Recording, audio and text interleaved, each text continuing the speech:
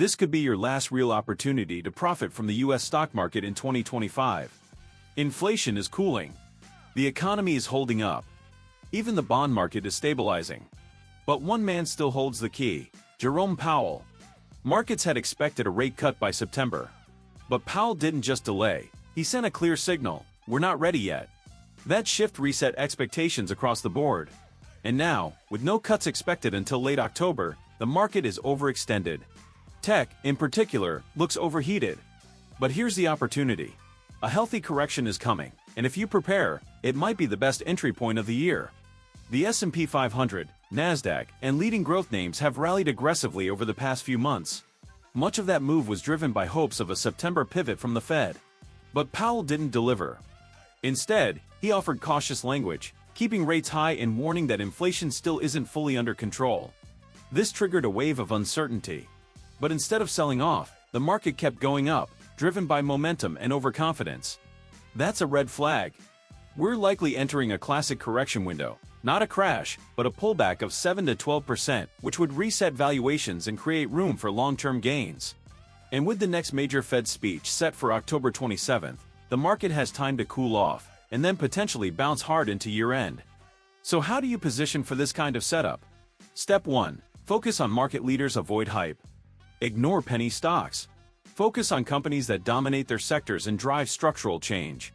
You can start with the Magnificent Seven: Apple, Microsoft, Amazon, Meta, Google, Tesla, and Nvidia.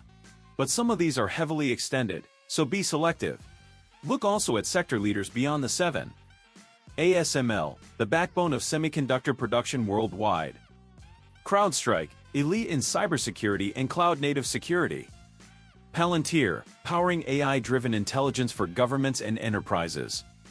AeroVironment, supplying drones and military automation, a critical player as global defense budgets surge.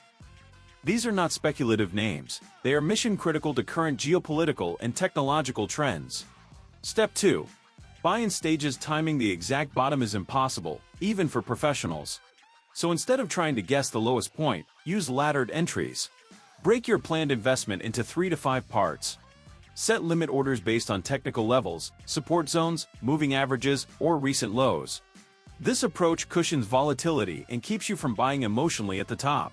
Even if you only catch 2 or 3 of those entries, you're buying quality at value, and that's what matters. Let me share a real example. Earlier this year, I bought AMD, solid fundamentals, strong future. But the stock dropped more than 30% shortly after I entered. Tough? Absolutely. But I didn't panic. Why? Because I had other strong positions in play: Microsoft, Meta, and others, which kept the portfolio balanced. Eventually, AMD bounced, and I exited with a 28% gain. That wouldn't have been possible if I overreacted or concentrated everything into one name. Diversification is more than risk control, it's opportunity protection. So, what would a real-world portfolio look like in this environment? Here's a sample allocation I'd consider during a correction phase.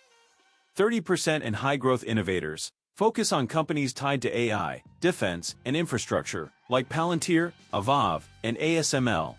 These firms are not only growing fast, they're backed by government contracts, global demand, and strong balance sheets. 25% in index ETFs, a mix of SPY, VU or NASDAQ 100, QQQ, to stay anchored to the broader market. 15% in cybersecurity and automation. Companies like CrowdStrike, Fortinet, or UiPath, riding the long-term digital transformation wave. 15% in cash, reserved for deploying during spikes in volatility. When markets drop fast, this is your edge, not your fear. 15% flexible swing trades or sector plays. Depending on conditions, this bucket can rotate into energy, materials, or oversold tech. Keep it adaptable. This is not about timing the bottom. It's about owning great companies at reasonable prices and letting time do the work. And just as important as your entry is how you take profits. Here's how I manage that. When a position reaches my target, I typically sell 75% of it. The remaining 25% stays for the long term, to capture compound growth if the company continues to perform. That gives me the best of both worlds. I lock in gains early, but I still participate in the upside. On the entry side, I never buy all at once. Instead, I place multiple limit orders below the current market price, sometimes 10, 15, or even 20 smaller entries. This helps me build a position gradually and avoid chasing green candles during short-term rallies. It's not flashy. It's not exciting. But it works. Patience is the edge most investors ignore. Now zooming out, the macro environment is shifting. Inflation is steadily declining. Bond yields are flattening. Consumer sentiment is rebounding. And global tensions are driving defense spending to multi-decade highs. Europe is now moving towards spending up to 5% of GDP on military upgrades. That creates structural demand for companies like AVAV, Lockheed Martin, and Rheinmetall for years to come. Meanwhile, if Powell pivots in late October, we could see an acceleration in fund flows back into equities. Election year spending could further juice the markets. That's the setup. Temporary weakness followed by strong policy-driven upside. To wrap this up, we've had a strong run in 2025, but now a healthy correction is due. This is not a time to panic. It's a time to prepare. Corrections aren't setbacks, they're invitations. They allow you to reposition, rebalance, and buy at better prices. Focus on market leaders. Buy in stages. Manage your exits. And above all, stay patient.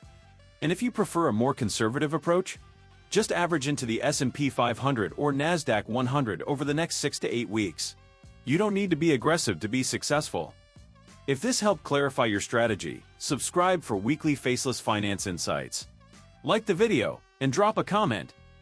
Which stock or ETF are you watching right now? Let's navigate this market smartly and build long-term wealth, one move at a time.